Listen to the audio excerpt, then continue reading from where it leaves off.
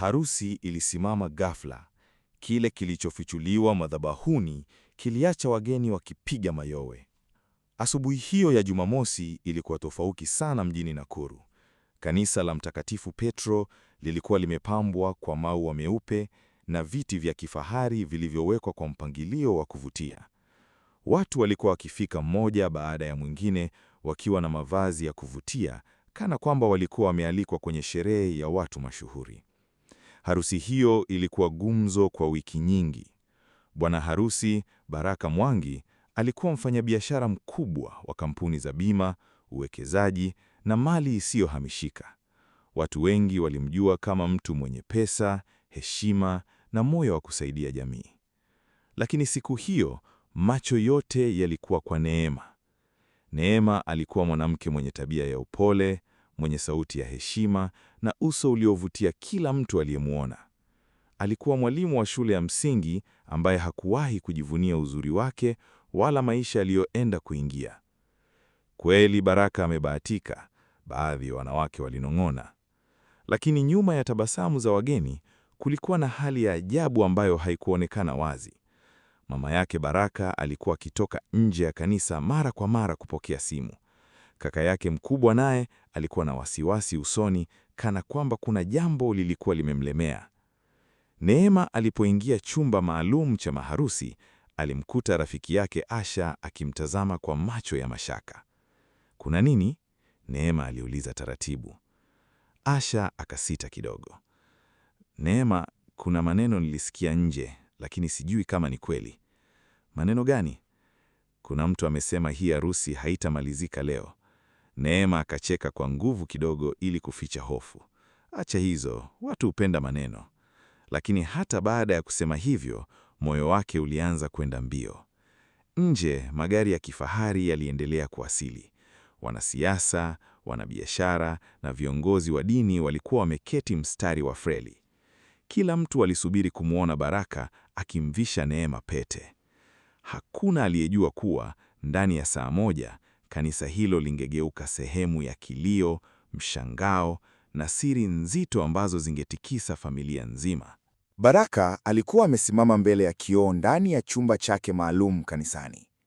Suti yake nyeusi ilikuwa safi na ya gharama kubwa, lakini uso wake haukuwa na furaha ambayo watu walitegemea kumwona nayo siku ya harusi yake. Alikuwa akifuta jasho mara kwa mara, huku akiangalia simu yake. "Kwani uko sawa kweli?" rafiki yake Victor aliuliza. "Niko sawa," Baraka alijibu haraka, lakini Victor hakushawishika. "Tangu asubuhi unatetemeka, kuna shida gani?" Baraka hakujibu mara moja. Akavuta pumzi ndefu, kisha akasema kwa sauti ya chini, "Kuna watu hawataki hii harusi ifanyike." Victor akakunja uso. "Akina nani?" "Kama ningejua mapema, nisingefika hapa." Wakati huo huo, upande wa wageni, wanawake walikuwa wakizungumza kwa sauti za chini. "Nimesikia kuna mwanamke atakuja kufanya fujo hapa." "Mwanamke gani?" "Eti anajua siri ya Baraka." Habari hizo zilianza kusambaa taratibu kutoka mstari mmoja hadi mwingine. Watu walijaribu kuzipuuza, lakini hali ya taharuki ilianza kuonekana. Neema alipokuwa akijiandaa kutoka kuelekea madhabahuni, simu yake iliingia ujumbe usiojulikana. "Ukijua ukweli wa Baraka leo, huenda usimwoe." Mwili wake ulisisimka ghafla. "Asha!" alimuita kwa sauti ya hofu. Asha alipousoma ujumbe huo, macho yake yalitanuka. "Huyu mtu anamaanisha nini?" Neema akatikisa kichwa. "Sijui," lakini sasa tabasamu lake lilikuwa limepotea kabisa. Kengele ya kanisa ikalia kuashiria muda wa ibada umefika. Wageni wote waliinuka. Mziki wa taratibu ukaanza kupigwa. Mlango mkubwa wa kanisa ulipofunguliwa, kila mtu alimgeukia Neema. Alionekana mrembo kupita maelezo, lakini ndani ya moyo wake kulikuwa na hofu ambayo hakuweza kuielewa. Na mbali kidogo nje ya kanisa, mwanamke mmoja mzee alikuwa akishuka kwenye gari la zamani akiwa ameshikilia bahafa ya kahawia iliyochakaa. Uso wake ulikuwa umejaa machozi.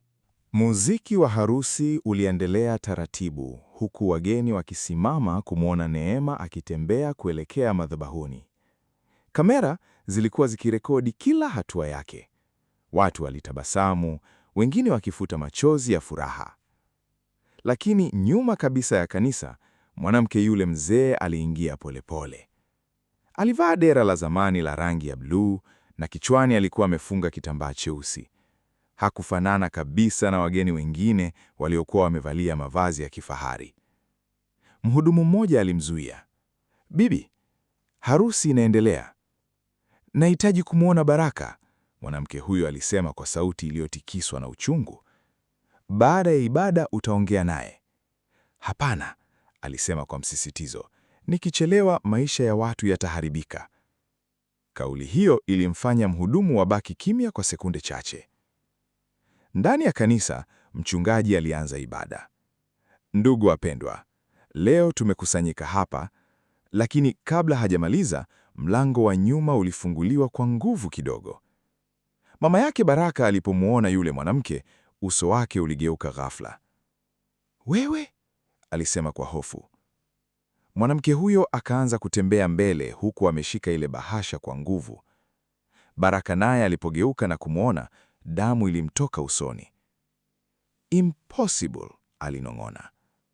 Neema akaanza kuangalia huku na kule akiwa hajui kinachoendelea.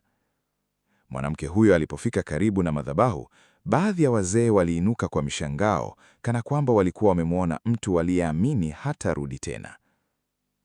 "Mchungaji," mwanamke huyo alisema kwa sauti yenye maumivu, "harusi hii haiwezi kuendelea kabla ukweli haujasemwa." Kanisa lote likawa kimya. Unaweza kusikia hata sauti ya mtu akimeza mate. Neema akamgeukia Baraka. "Baraka, huyu ni nani?" Lakini Baraka hakujibu. Alikuwa ameganda kama mtu aliyeona mzimu. Kanisa lote lilitulia kwa hofu. Mchungaji alimwangalia yule mwanamke mzee kwa mshangao. "Mama, tafadhali usiharibu ibada ya watu." Lakini mwanamke huyo hakurudi nyuma. "Mimi sijaja kuharibu harusi," alisema kwa uchungu. "Nimekuja kuzuia maisha ya mtu mwingine yasiharibiwe." Neema sasa alikuwa amesimama akiwa haelewi chochote. "Baraka, mbona huongei?" aliuliza kwa macho yaliyojaa hofu. Baraka alifuta jasho usoni, lakini maneno yakamkataa. Mwanamke huyo akafungua ile bahasha ya kahawia kwa mikono iliyokuwa ikitetemeka.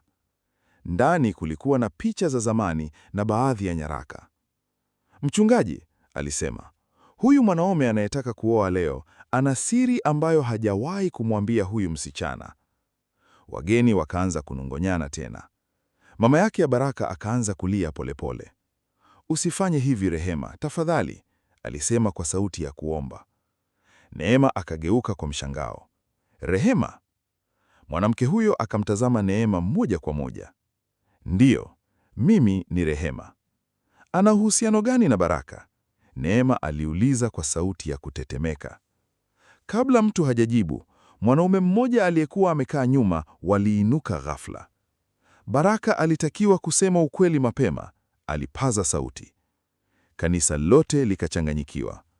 Baraka akamkazia macho mwanaume huyo kwa hasira. "Nyamaza!" Lakini ilikuwa tayari imechelewa. Rehema akainua picha moja juu. Picha hiyo ilimwonyesha Baraka akiwa amembeba mtoto mdogo miaka mingi iliyopita. Neema akahisi miguu yake ikipoteza nguvu. "Mtoto gani huyo?" aliuliza kwa sauti ndogo sana. Baraka akafumba macho. Hakuna aliyekuwa tayari kwa kile ambacho kingefuata. Ukimya mzito ulitandaa ndani ya kanisa. Neema alikuwa amemkodolea macho Baraka, huku machozi yakianza kujikusanya taratibu machoni mwake. "Niambie ukweli," alisema kwa maumivu. "Huyo mtoto ni nani?" Baraka alishusha kichwa chini. Hakujibu. Rehema akaanza kulia. "Miaka 20 iliyopita," alisema kwa sauti dhaifu, "Baraka alipata mtoto na binti yangu." Mayoyo yakaanza kusikika kutoka kwa baadhi ya wageni. "Haiwezekani! Mbona hakusema?" Mama yake Baraka akaanguka kwenye kiti huku akilia kwa uchungu. Neema akahisi dunia ikizunguka. "Baraka," sauti yake ilitetemeka, "ulinidanganya?" Baraka akasogea karibu naye haraka. "Sikutaka kukuumiza." "Lakini umenidanganya miaka yote." "Nilikuwa natafuta muda sahihi wa kusema." Muda gani? Neema alipaza sauti kwa uchungu. Mpaka madhabahuni? Kanisa lote lilikuwa limevurugika. Lakini bado kulikuwa na jambo kubwa zaidi ambalo hakuna aliyelijua. Rehema akafungua nyaraka nyingine ndani ya ile bahasha. Mimi sikuja hapa kwa sababu ya mtoto pekee. Baraka akafumba macho, kana kwamba tayari alijua kitakachosemwa. Mwaka jana, Rehema aliendelea, mtoto huyo alipata ajali mbaya sana. Tulihitaji msaada. Neema akafuta machozi, huku akimsikiliza. Lakini Baraka, Rehema kalia zaidi. Alikataa hata kumuona. Wageni wakapiga mayoyo ya mshangao. Neema akarudi nyuma hatua mbili, kana kwamba moyo wake ulikuwa umevunjika vipande. Na hapo ndipo mlango wa kanisa ulifunguliwa tena. Kijana mmoja mwenye kovu usoni akaingia polepole ndani ya kanisa. Machoni pake kulikuwa na maumivu ya miaka mingi. Leo nimekuja kumuona baba yangu, alisema. Kanisa lote liligeuka kimya ghafla baada ya kijana huyo kuingia. Watu wote walikuwa wakimtazama kana kwamba hawaamini kile walichokuwa wanaona. Kijana huyo alikuwa mrefu, mwenye mwili mwembamba na kovu lililoanzia karibu na jicho hadi shavuni. Neema alimtazama kwa makini. Kulikuwa na kitu usoni mwake kilichofanana sana na Baraka. Jina lako nani? Mchungaji aliuliza kwa sauti ya utulivu. Kelvin, kijana huyo akajibu. Kelvin Baraka Mwangi. Maneno hayo yalipenya ndani ya kanisa kama radi.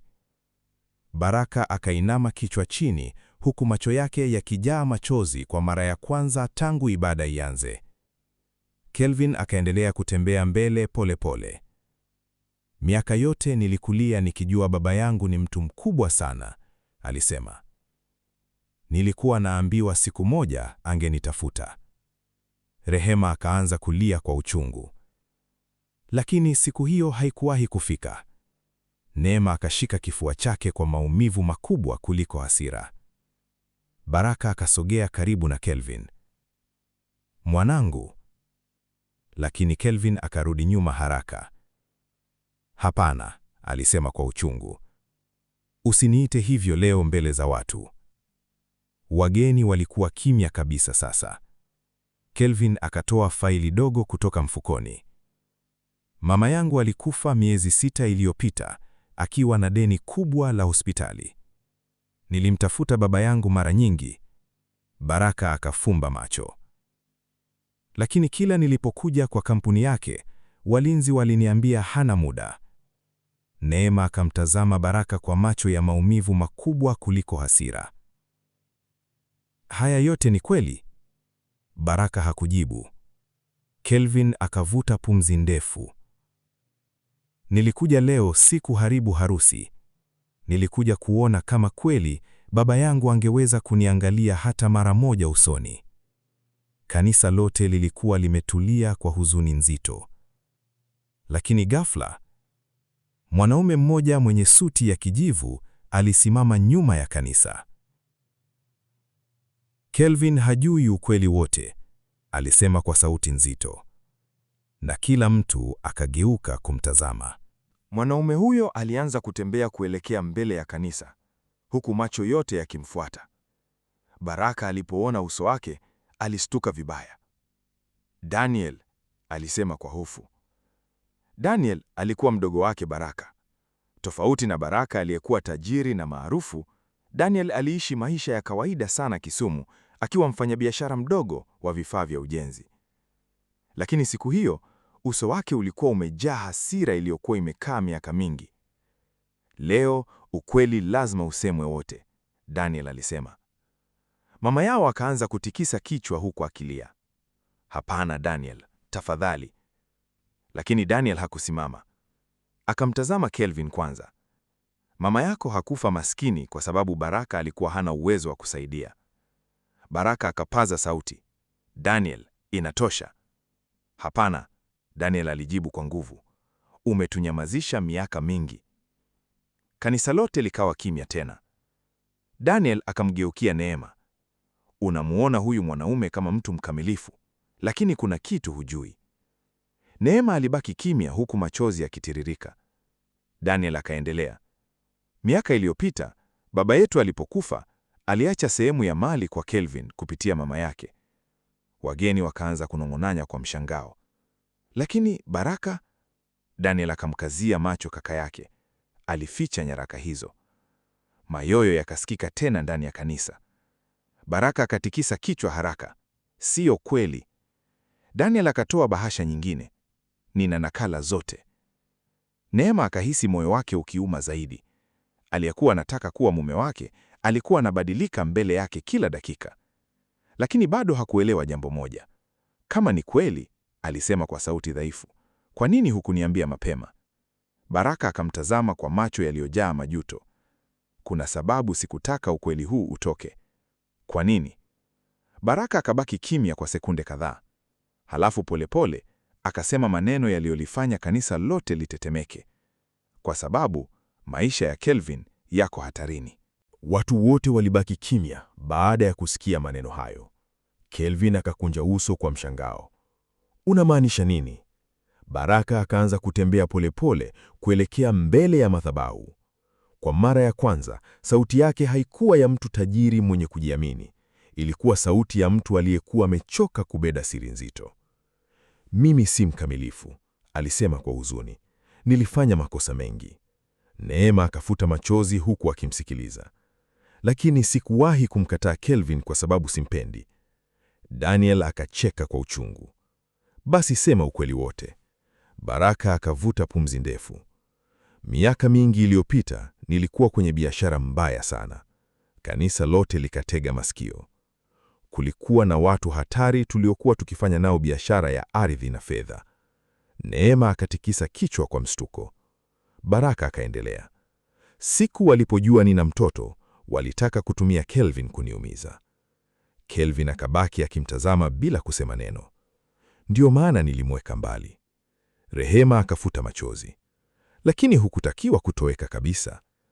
Baraka akainama kichwa. Najua. Mchungaji akasimama kimya, kana kwamba hata yeye alikuwa ameshindwa kuelewa ukubwa wa siri hiyo. Baraka akamgeukia Kelvin. Ajali yako ya mwaka jana haikuwa ya kawaida. Kanisa likaanza kunonong'ona tena.